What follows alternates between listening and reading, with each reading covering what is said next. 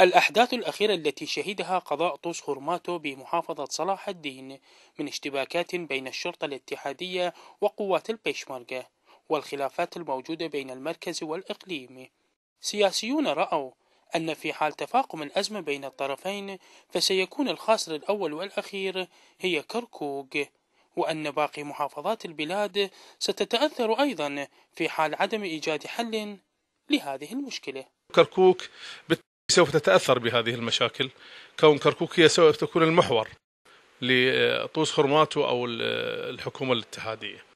فنحن كنا نتمنى في كركوك أن تكون كركوك هي طاولة للحوار والمفاوضات بين الحكومة وبين الإقليم لحل المشاكل العالقة، ولا نتمنى أن تكون ساحة حرب. في حال عدم حلولها بأسرع وقت ممكن هذا له تأثير كبير على كافة المحافظات، ليس فقط على كركوك، من ناحية سواء من الناحية الأمنية أو من ناحية الاقتصاد أو من ناحية الاستثمار أو من ناحية الخدمات، فلهذا نأمل حلول هذه المشاكل بأسرع وقت ممكن. أوساط مختلفة رأت هي الأخرى أن بقاء الحال كما هو الحال عليه يهدد أمن ولحمة أبناء مدينة التآخي، مذكرين صناع القرار في البلاد إلى التجرد من الأنا وصب الاهتمام للمواطن وحياته. كركوك يعني مدينة قومياتها هواية، كراد وعرب تركمان، يعني نتمنى من المركز أن ينهي هذه الخلافات. الحديث عن تشكيل عمليات دجلة ذهب بعيدا بمداه وأبعاده وحدوده ليؤول وليفسر كلا على شاكلته.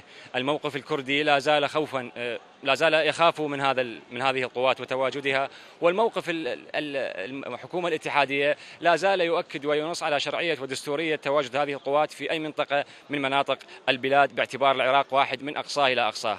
نتمنى أن يعي السياسيون وأن يدرك السياسيون حقيقة أنه يجب أن تعطى الأولوية وكل الأولوية للمواطن العراقي، فإذا لم تعطى الأولوية للمواطن العراقي فأعتقد بأن كل شيء في هذا البلد وما أنجز في السنوات القليلة السابقة سيهدم بغمضة عين. يمكن القول بأن كركوك واقعة بين نارين، نار الحكومة الاتحادية وأوامرها ونار حكومة إقليم كردستان الرافضة لهذه الأوامر الصادرة من الحكومة الاتحادية.